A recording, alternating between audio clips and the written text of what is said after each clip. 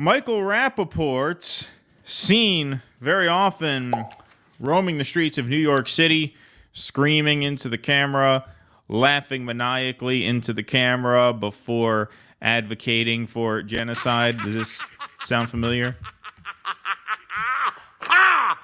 Yeah, that Michael Rapaport. Now, if that doesn't make you a Zionist, what will? Exactly. He apparently put his money where his mouth was and went to Tel Aviv. He apparently is still there.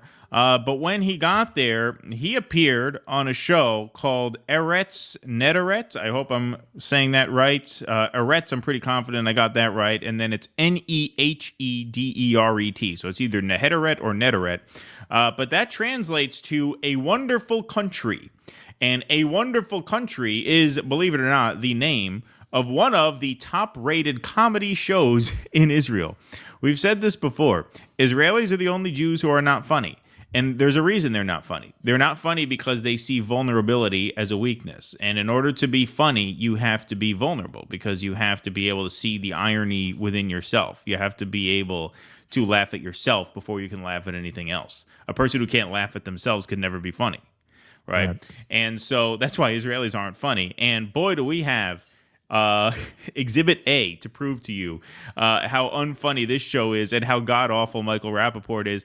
This is a Harry Potter parody video that Mike Rapaport made. This cleared the copyright screening, but I'm still a little nervous about the first few seconds because of the Harry Potter score. So we're just going to read the subtitles for the first few seconds until that music cuts out, and then we'll put the volume up here.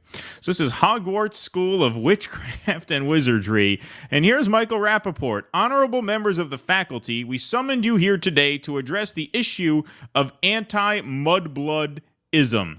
You can see where this is going. Yes. Mudbloodism in Hogwarts. You guys are all professors, which means you're smart, so this shouldn't take long. Let's start with you, Professor McGonagall. Does advocating for the genocide of mudbloods violate the code of conduct on bullying and harassment in Gryffindor? It's a context-dependent decision, Professor Dumbledore. Excuse me? How is calling for the genocide of mudbloods not a violation of the rules? It's a context-dependent decision. Is that a laugh track? Or is that real laughter? Like, who would find this funny? God, this is like anti-content. You know what I mean? Because it's so bad. That's what makes it content. But I feel a little weird playing it because it's just so terrible. It's so terrible. And to broaden it out, fascists never create good comedy. No, because content is shit.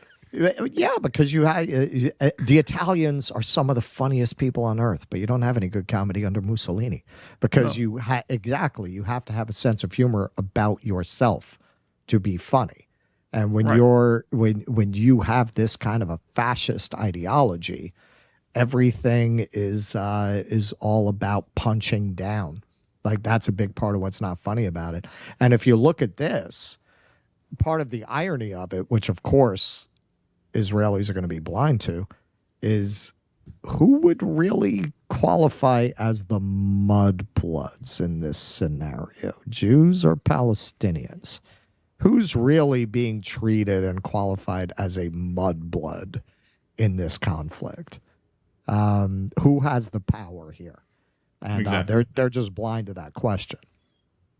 What the hell is wrong with you, Professor McGonagall? Aren't you supposed to be one of the good guys in this story? You're telling me that calling for genocide is dependent on the context? Oh, yes. Context. It's a new spell that makes everything that's wrong right.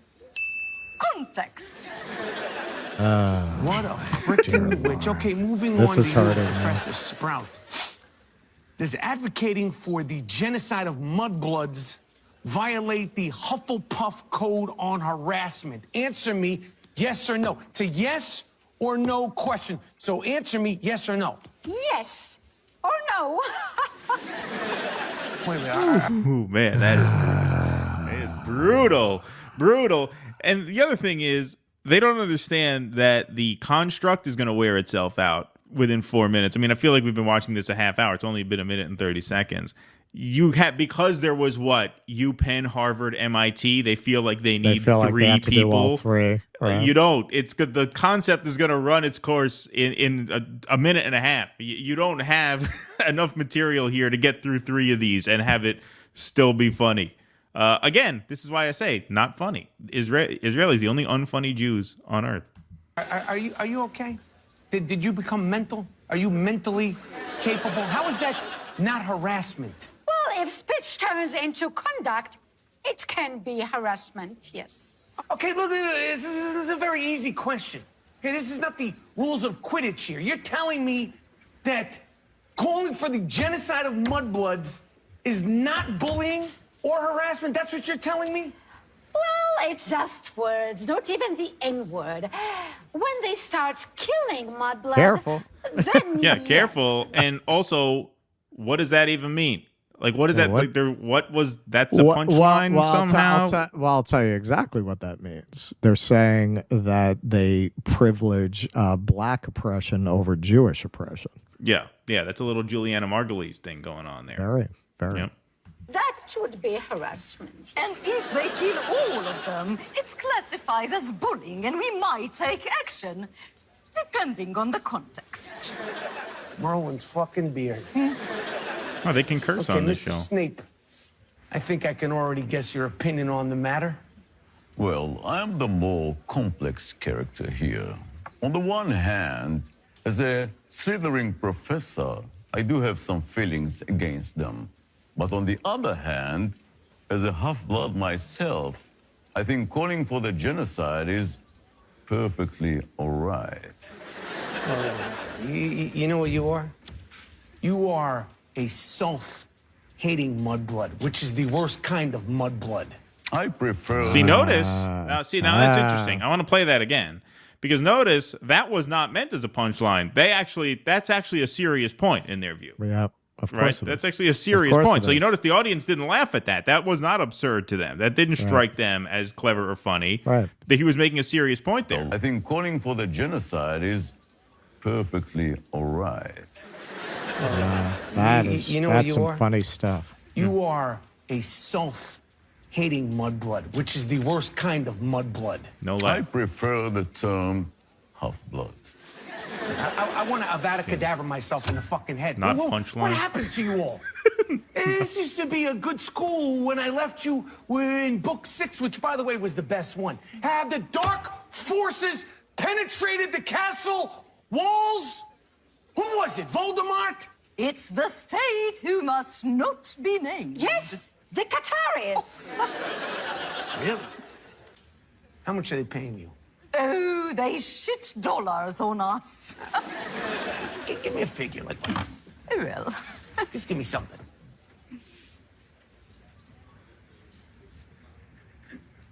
Wow. Mm-hmm. Why didn't you just say that from the start? I mean, for that kind of money, I'd say fuck all the mudbloods myself, and the Jews, too. And if you didn't get the metaphor, that's because you're as stupid as a Harvard graduate. This hearing is adjourned. Let's go get some shish kebab. If you didn't get the metaphor, it's because you're a stupid. No, we got the metaphor. If anyone laughed at this, they're as stupid as what you would say a Harvard graduate is. But the whole reveal, the whole punchline at the end, which is that they're being paid. Like we're being paid by the Qataris because we're right. I'm still waiting. I'm still waiting on my check. All right. When what's happening in broad daylight is Zionist donors are threatening to pull funding from the universities, and yet you're acting as if there's some pressure from some other group that is heavier on their shoulders. Yeah, you know what? Because it's short, I'm just going to share this.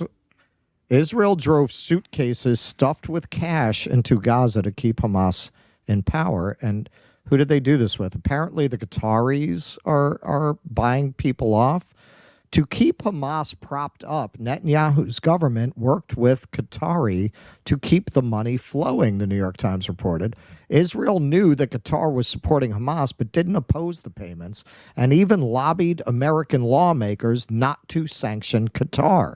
In 2018, Netanyahu's administration came up with a plan, according to the New York Times. As part of a peace agreement with Hamas, Qatar would bring millions into Gaza to distribute to Gazan families, the outlet reported. Israeli security officials would meet with a Qatari diplomat at the border between Israel and Jordan. They would then drive him past the border crossing and into Gaza, according to the outlet. Okay, so this is the Qatari who's buying off the anti-Zionist Jews. Yeah, it's amazing. I mean, that whole video was just it's incredible. That's one of the top rated comedy shows in Israel. For the source I saw said it was the number one comedy show in Israel. That's the number one comedy show in Israel. That's amazing. That's amazing. Please clap.